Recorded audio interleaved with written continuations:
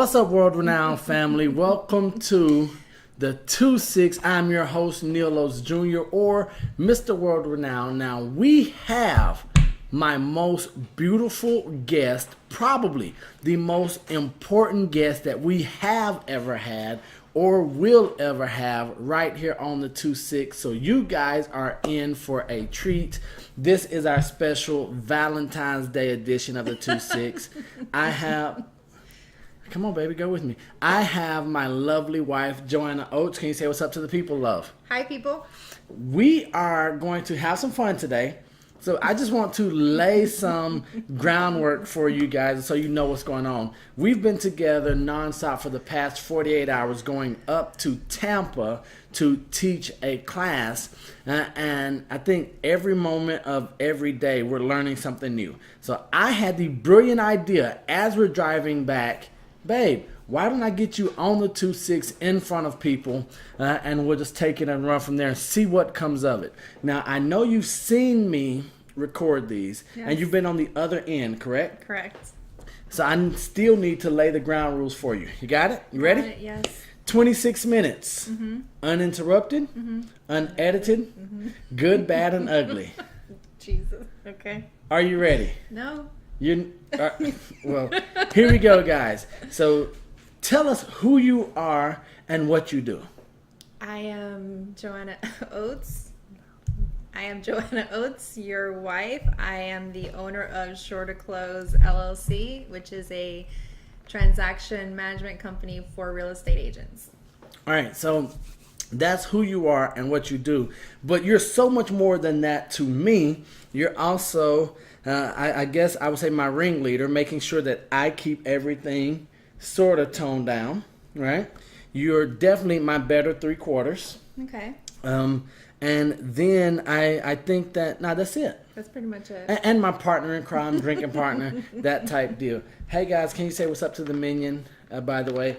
Oh, I do want to let you guys know this is the very first episode that we have a sponsor for. And our sponsor for this episode of the 2-6 is none other than Sure to Close, the closing concierge company. I had to squeeze as much sponsorship dollars as I could out of her. She did not get the family discount. She had to pay. You never get the discount. She never gets the discount. Because one of my beliefs is, and I know that you feel this way as well, is that when people believe in you, they should support you. Yes. Correct? And so that goes with everything that we do. Now, you're talking about you don't get the discount. When I pay for your service, when I use your services, hey guys, let's be real. He doesn't get the discount either. Babe, do I have to pay for Sure to Close? When my world-renowned agents close deals, and we use your service, do we have to pay? Yes. Do we get a discount? No. Do I usually put a bonus on that check? You do. Even if it's $5, I'll give her an extra $5, right? All right, so let's just dive right in. See, you're already 3 minutes in. Life is good. Life is easy. So far. And so I know that I have to lay next to you tonight, so we're not going to pry too much. But I do want to ask you, in your life so far, what do you think has been your greatest accomplishment? I would have to say is giving my 2-week notice and diving into fully the business Sure to Close. Now, explain to the people a little bit when you say 2-week notice. So I know the history, because if I didn't, I would be a horrible husband. I know that you were working for someone, but you weren't fulfilled. No, I wasn't. I worked for a title company. I worked there for many years. There wasn't anywhere for me to go besides being a legal assistant. And I had started Sure to Close, but didn't give it my full attention or my 100%. And business started picking up. The title company situation wasn't working out for either part. And so I gave my 2-week notice. May 11th was my last day at a 9 to 6. And I've been rolling with you since then. Rolling with me since then. Now, guys, I know it sounds like all party time, being with me all of the time. Now, the reality is, for me, I could work with you. I could be with you 25 hours a day, 8 days a week, 366. Correct? Correct. However, as hard as this is to believe, every now and then you need a break from me. It's not a break from you. I know that I might wake up with a little bit of an attitude that day, which does happen. And guys, everyone that just saw us in Tampa, everyone that sees us in Orlando, when we were in Atlantic City, when you guys say, Neil, how does she put up with you? Wait, you said you wake up how, love? With a little bit of an attitude. So I know me, and I know that it's better for me to stay home because little things that you do that don't annoy me most of the time might get to me that day. So just to prevent further attitude, I stay home. Now, you said May 11th was your last day working, and then you transitioned or being salaried, right? So you've been salaried your entire life. Correct. Right? So what was that shift like going from, I guess, the security of a salary to now going to, and I don't know that everyone knows how your business works or how the transaction management or coordinator works, but you only get paid when a transaction closes. That's correct. So you're in this with your agents, right? Correct. So if they don't get paid and the deal falls through, then I don't get paid. So now you're right here next to us side by side. What was the biggest transition? Or just tell me how it felt going from the security of, regardless of your output and your production and what you did, you knew that every week or every 2 weeks you were getting paid? Every 2 weeks. Every 2 weeks you knew a check was coming in. I knew a check was coming every 2 weeks. So once that stopped, we had a little bit saved, put away. So that gave me a false security. Because, bills still need to be paid. And it's a little scary going from every 2 weeks. I know I'm going to get a certain amount. So I know what we could spend and what we can enjoy and party with, to having to cut back. No partying over here, guys. No partying. No, go ahead. I'm sorry. No, I talk too much. No, it's okay. It's just scary, the transition, knowing that every 2 weeks I get a check, to knowing, okay, I work hard on this deal with an agent, and if for some reason it doesn't close, then I just don't get paid. Now, what has it done for you? I guess I want to go back. When you were working and getting a salary, I saw how you felt coming home. And as a husband, you were, I guess, I don't want to over-exaggerate, but I feel like the word was miserable. Would you agree with that? I was unhappy towards the later part of working there. Is just I got frustrated with what's the word I'm looking for? Just say miserable. Just I wasn't miserable. I just was not happy. So you weren't fulfilled. I wasn't fulfilled. So even with the fear and the uncertainty of diving into a new arena where you are pretty much performance based and your compensation is still outside of your control, what caused you to, even to this day, say, all right, I'm still doing this, instead of looking for a 9 to 5 or 9 to 6? Well, I guess I don't know. I honestly don't know. I had to take the jump sooner or later because, like I said, there wasn't anywhere to move up in the company. So either I was stuck being a legal assistant for however long and being unhappy and unfulfilled, or taking that leap of faith and into the unknown and just figuring it out as it goes. Okay, now I know you say leap of faith. Now you might just throw that out there, but I know that faith had a big part to do with that, with your just spiritual growth. Yes, right? It did. And so, and we always talk about, you made a comment yesterday with our friend Cindy. Hi, Cindy. I know you're watching this. Hi, Cindy. Cindy Hayden watches every episode, guys. Be like Cindy. Watch your 2-6.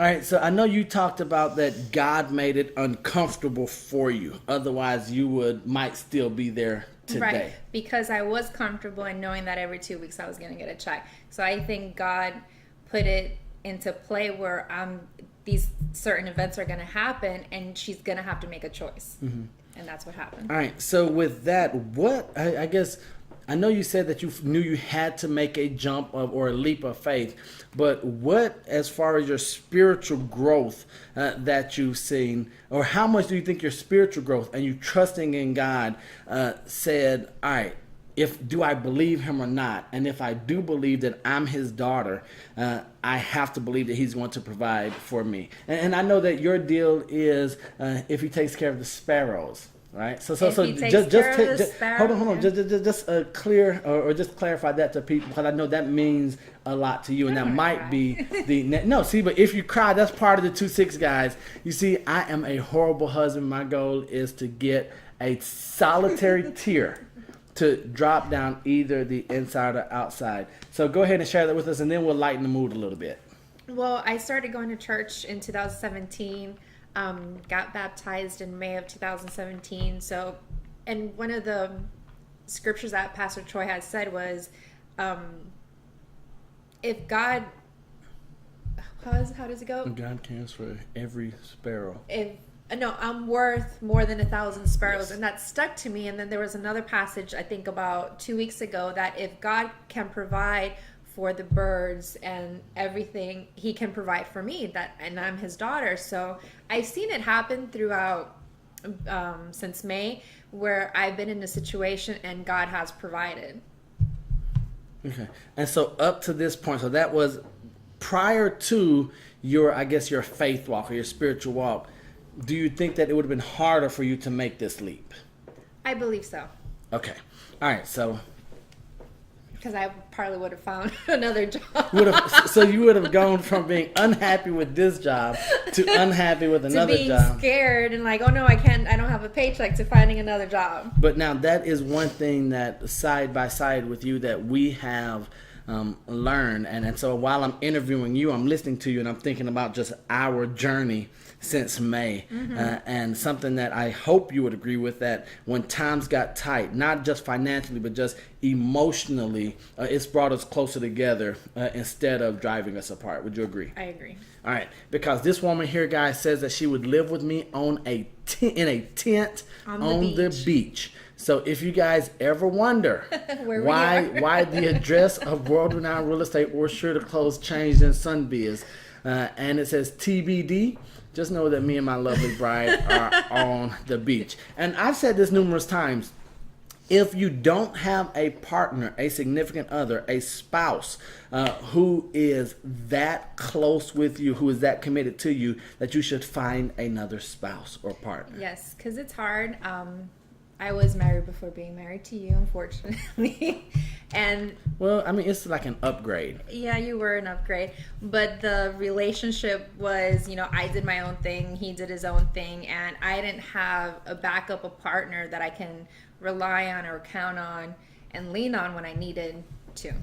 Okay, so now let's move a little bit off of the business side. Let's go, I guess we'll go to just the personal and growth and development. So I know that I have a biased opinion. Hopefully the lighting is good in this video. You guys can see how beautiful, gorgeous, smart, talented, all this ushy gushy. Come here, baby. All right, that's for all of you who don't want to see. Give it one more time. That's for now. You see, I do exactly what I'm not supposed to do. But let's talk about your personal growth and development, because I know you talked about it in your, transition to being a business owner. Mm-hmm. But we've been together for some time, and you've seen me. I'm a student of growth and development and success. Mm-hmm. But here lately, I've seen something come out of you, and I've seen you blossom in a way that I'm not totally sure that you even anticipated with yourself. Would you agree with that? I agree. Okay, now what has been the reason, or what has helped you grow and go from being a shy, long hair? So let's start there. You used to have long hair, correct? Yes. Very long hair. Very long hair. And what was the purpose for your hair, and why did you cut your hair? Well, and I recently just told you this. I don't know why it took me forever to tell you, but I had long hair because I liked hiding behind my hair. I guess Neil knows I'm not, I'm an introvert. Mm-hmm. I like being in the background. I like observing people. I don't like to be like Mr. World Renowned, who's in front of the camera, in front of crowds, and flashy and all that. I like to be subtle and in the background. I think that's why we go well together. Yes, opposites. But yeah, I hid behind my hair, and I think I've been wanting to cut it. And in 2016, I cut off 13 inches and donated it to Locks for Love. Yes. Locks of Love. Okay, now with that, I know one of your, I guess, nervous moments, or one of the fears that you had was always been self-image, right? Where you wanted to hide behind your hair because you wanted to hide, for some reason, this lovely face, right? But since then, we cut it once, then we cut it shorter. We went shorter the second time. Right? And we cut it again, but not as short, right? So we've cut it twice. So we've cut it twice. And now we might go shorter and with a different look. Not as short as mine, guys. Not as short as mine. I don't know. But we might go shorter this third time. But even entertaining that, what gives you the confidence, or why are you willing to, step out of who you used to be and come into either who you are or who you want to be right now? What gives you that desire or that willingness to even accept change or be willing to try change? If you don't change, you don't grow. And honestly, I don't care anymore if people think I'm pretty ugly. Okay, so let's pause right there. So if you say anymore, that would imply that at some point you did care. Yes, I did care. I think everyone cares about how they look and how people are going to perceive them or accept them or not. And I just don't care anymore. Now, how has that feeling of not caring about other people's opinion, how has that either helped you or hurt you? What do you think? I think it's helped. I mean, I've cut my hair, I've cut it shorter. I mean, I don't know what I'm going to do this time with it, but it's freeing. I don't have to worry. Like, if I walk into a room, I don't have to worry about, are they, looking at me for some weird reason or whatever. And so me being in real estate and you always coming with me, I know that was one of our major points of discussion. Guys, learn this lingo that I'm teaching you. That was one of our major points of discussion, where we would go to networking events and you, with your long hair, the most beautiful woman in the room. If you ladies were in the room with us, and I'm sorry, you might have been second or third, but you weren't the most beautiful woman in the room.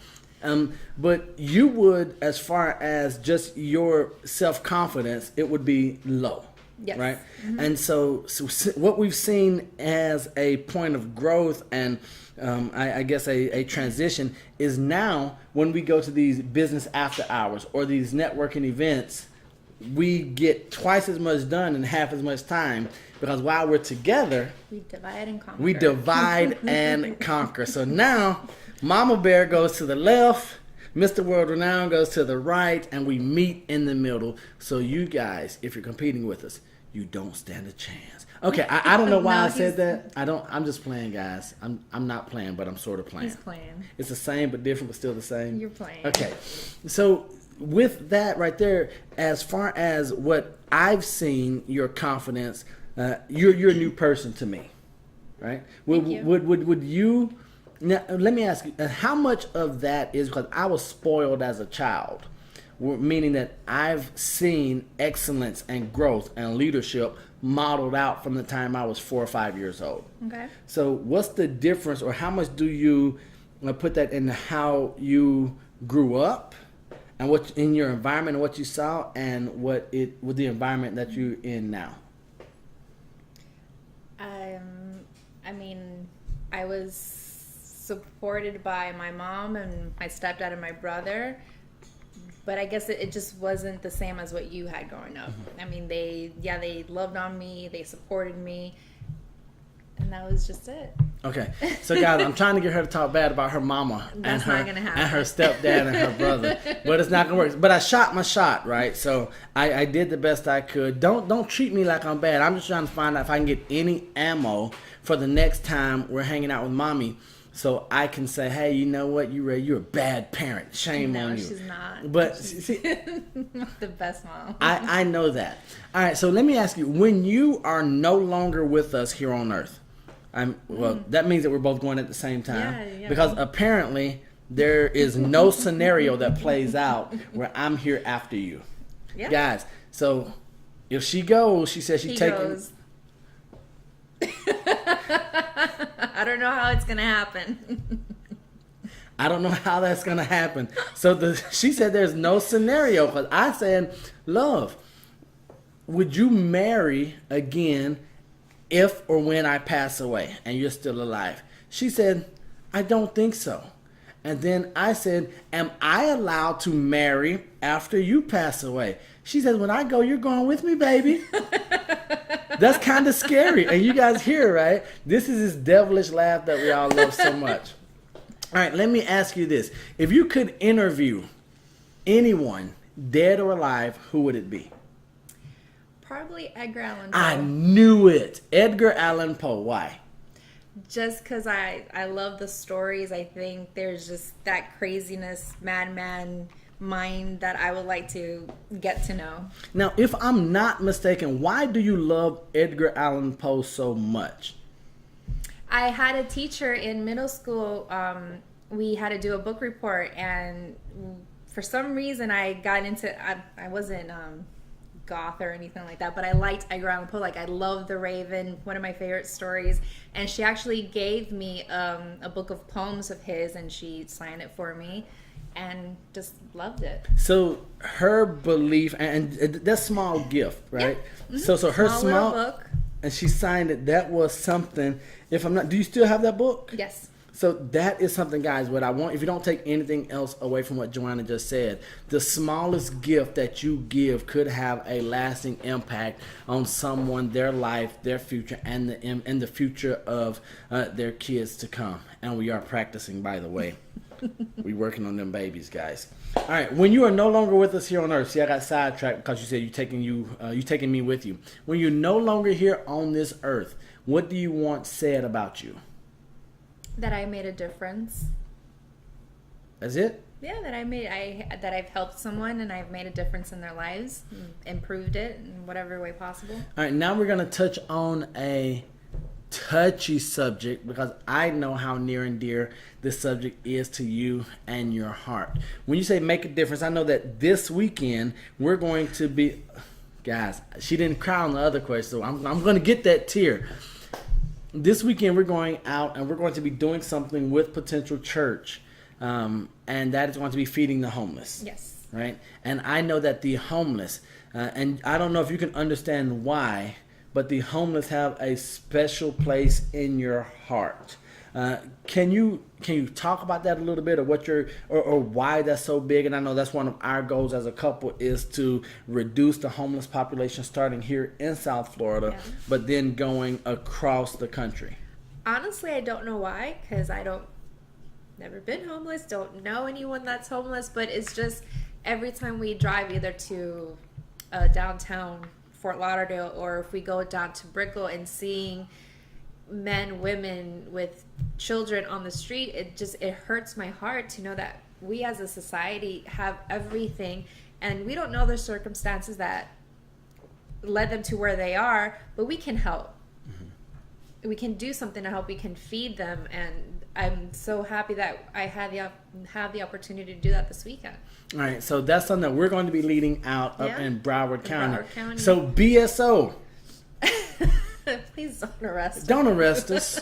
If you see me, if you see us, you could take me to jail. Take me to jail. No, don't take me to jail. I'm just playing. No. So if you guys, you're right. So I'm just sitting in there over the weekend. Over the weekend, you got to wait till Monday. So guys, BSO, if you guys see us, and even if it's illegal, just know we're trying to make a difference. It's coming from the right place in our hearts. We just want to make a difference. We want to show, and I know something that you talked about with Maria Lucci from Potential Church is that you just want to show people that they're seen. That they're seen, that they still matter, that they're not invisible. Because people walk by, we drive by in our cars. We don't know if we give them $1 what they're going to use it for. But that's none of our business. That's between them and God. Exactly. Okay.